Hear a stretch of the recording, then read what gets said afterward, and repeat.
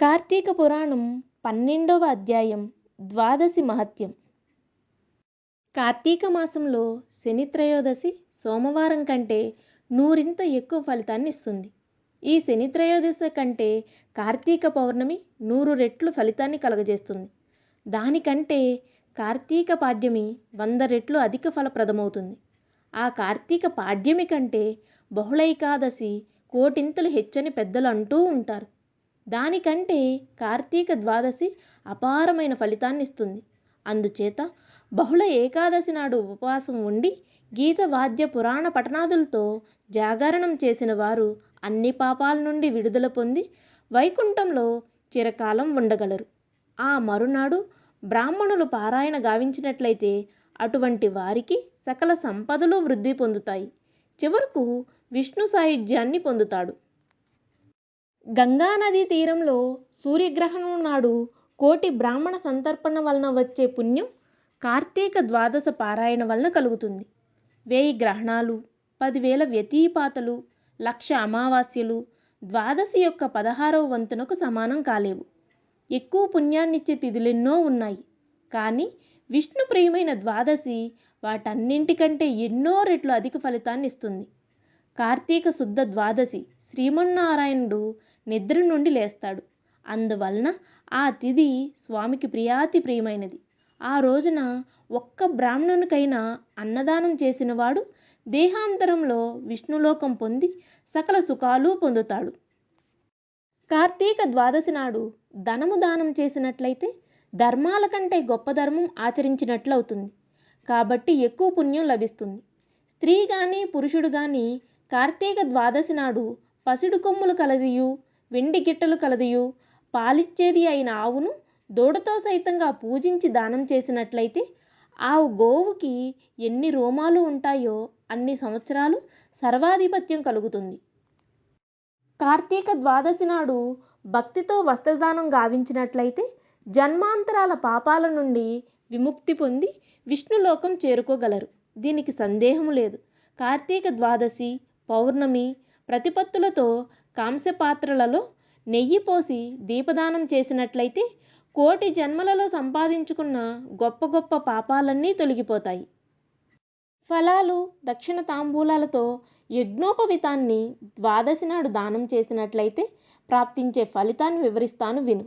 అటువంటి వాడు ఈ భూలోకంలోనూ తర్వాత స్వర్గలోకంలోనూ విస్తార భోగాలు అనుభవించి అంత్యంలో వైకుంఠంలో విష్ణుమూర్తి వలె సంతోషపడగలరు.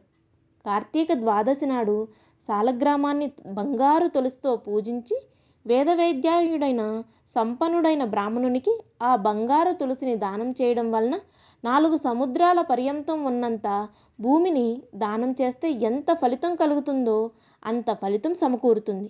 అందువలన సువర్ణ తులసి దానం శ్రేష్టమైనదని పెద్దలు చెబుతూ ఉంటారు. ఈ విషయానికి సంబంధించి ఉన్న ఒక ఇతిహాసం ఉంది. దానిని వివరిస్తాను విను.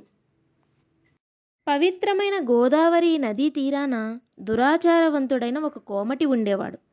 ఆ వైశ్యుడు ఇతరులకు పెట్టడు సరికదా, వాడు కూడా తినడు. వాడు తన జన్మలో ఒక్కరికైనా ఉపకారం చేసి ఎరుగడు. ఎల్లప్పుడూ పరనింద చేస్తూ పరద్రవ్యాన్ని అపహరిస్తూ ఉండేవాడు. వాడొక బ్రాహ్మణునికి అప్పు ఇచ్చి ఆ బ్రాహ్మణుని దగ్గర నుండి ఎక్కువ సొమ్ము రాబట్టుకోవడం కొరకు గ్రామాంతరాలలోనున్న అతని కొరకు ఒకనాడు వచ్చాడు. బ్రాహ్మణుని తనకి ఇవ్వాల్సిన సొమ్ము ఇమ్మని అడిగాడు. బ్రాహ్మణుని దగ్గర ధనం లేకపోవడం వల్ల బాగుగా ఆలోచించి 1 నెల గడువు కోరుకున్నాడు. ఎవరైతే అప్పులో ఉంటాడో వాడొక కల్పం వరకు నరకం పొందటమే కాకుండా దేహాంతరమున అతని కొరకై పుట్టి వాడి రుణం అంతా తీరుస్తాడు. కాబట్టి ఆ స్థితి నాకు వద్దు. ఆ మాటలు విన్న వైశ్యుడు కోపంతో కర్రెండ్ల చేసి, ఓరి మూర్ఖుడా, నా సొమ్ము ఇప్పుడు ఇమ్ము. ఆ విధంగా ఇవ్వకపోయినట్లయితే నిన్నిప్పుడే కత్తితో పొడిచి వేస్తాను అంటూ ఆ బ్రాహ్మణుని జుట్టు పట్టుకుని లాగి క్రింద పడవేసి వేదాంత పారంగితుడని ఆలోచించకుండా కాలితో తన్నాడు. అంతేకాకుండా సూర్యుడు గుర్రాల్ని మునికొనలతో కొట్టినట్లు తన చేతిలో ఉన్న ఖడ్గంతో ఆ బ్రాహ్మణుని కొట్టగా వెంటనే అతను చనిపోయాడు. బ్రహ్మహత్య చేసిన ఆ షావుకారు భయపడి రాజుభటుల వల్ల ఏమి ప్రమాదం ముంచుకొస్తుందోనని త్వరగా ఇంటికి చేరుకుని ఏమీ ఎరుగని వాడినిలా ఉండిపోయాడు. కొంతకాలానికి ఆయువు తీరడం వలన చనిపోయాడు. వెంటనే యమభటులు వాణ్ణి రాళ్లతో కొట్టి యమపురికి ఈడ్చుకుని పోయారు. యమధర్మరాజు ఆజ్ఞ ప్రకారం వానిని రౌరవ నరకంలో త్రోశారు. అతని కుమారుడు ధర్మవీరుడని పేరు సంపాదించుకున్నాడు. సదా ధర్మాలయందే ఆసక్తి కలిగి తన తండ్రి సంపాదించిన ధనాన్ని అంతా బావులు, చెరువులు, బాటలు, ప్రజా సౌకర్యం కోసం ఏర్పాటు చేయిస్తూ, వివాహాలు, ఉపనయనాలు చేయిస్తూ, యజ్ఞాలలో మిక్కిలి ఆసక్తి కలిగి అన్ని వేళల ఆకలి అని వచ్చిన వాళ్లకు, బ్రాహ్మణులకు, అన్ని వర్గాల వారికి అన్నదానం చేస్తున్నాడు. ఈ విధంగా కొంతకాలం గడిచేసరికి ఒక రోజున ఆ వైశ్యుడు బ్రాహ్మణులకు అర్చిస్తున్న సమయంలో వాని అదృష్టం వలన నారద మునీంద్రుల వారు వీణ మీటుకుంటూ పాటలు పాడుకుంటూ యమలోకాన్ని చూచిన తర్వాత అక్కడకు వచ్చాడు. సాలగ్రామ దాన ఫలం. నారద మునీంద్రుల వారిని చూచిన ధర్మవీరుడు ఆనందసాగరంలో మునిగిపోయి కంటి నుండి ఆనంద బాష్పాలు రాలుతుండగా సాష్టాంగ నమస్కారం చేశాడు. నారదుల వారు వానిని లేవనెత్తి కౌగిలించుకున్నారు. తరువాత వైశ్యుడు అర్ఘ్యపాదాది విధులతో నారద మునీంద్రుల వారిని పూజించి, ఓ త్రిలోక సంచారి మునిశ్రేష్ఠ, మీ వంటి వారి రాక మా వంటి వారికి కడు దుర్లభం. నేను జన్మాంతరాల్లో చేసుకున్న పుణ్యం నేడు ఫలించింది. తమ దర్శన భాగ్యం వలన పుణ్యాలన్నీ సార్థకమయ్యాయి అని విన్నవించుకున్నాడు. నారద మహర్షి ధర్మవీరుని మాటలు ఆలకించి చిరునవ్వులు చిందిస్తూ, ఓ ధర్మవీరా, నా మాటలు సావధానంగా విను. కార్తీక ద్వాదశి హరికి మిక్కిలి ఇష్టమైనది. నాడు చేసే స్నానదానాదులు ఎల్లప్పుడూ విస్తార ఫలితాన్ని ఇస్తాయి. భాగ్యవంతుడు అయినప్పటికీ, దరిద్రుడు అయినప్పటికీ, యతి అయినప్పటికీ, వానప్రస్థుడు అయినప్పటికీ, బ్రాహ్మణుడు కానీ, క్షత్రియుడు, వైశ్య, శూద్రులు కానీ, ఆడవారు కానీ ఎవరైనప్పటికీ తులారాశిలో సూర్యభగవానుడు సంచారం సరుపుతూ ఉండగా ద్వాదశి నాడు సాలగ్రామ దానం చేసినట్లయితే వారి పాపాలన్నీ నశిస్తాయి. నీ తండ్రి యమలోకంలో రౌరము అనే మహాఘోరమైన నరకంలో నానా అవస్థలు అనుభవిస్తున్నాడు. అతని పాపాలు నశించేందుకు కార్తీక ద్వాదశి యందు సాలగ్రామ దానం చేయి అని బోధించాడు. అప్పుడా వైశ్యుడు, స్వామి, గోవులు, భూమి, తిలలు, హిరణ్యం మొదలైన దానాలు చేయడం వలన ఏ ఏ ఫలితాలుంటాయో వాటికంటే మించిన ఫలితం శిలాదానం వలన కలుగుతుందా? సాలగ్రామ శిలాదానం వలన ప్రయోజనం ఉండదని నేను అనుకుంటున్నాను.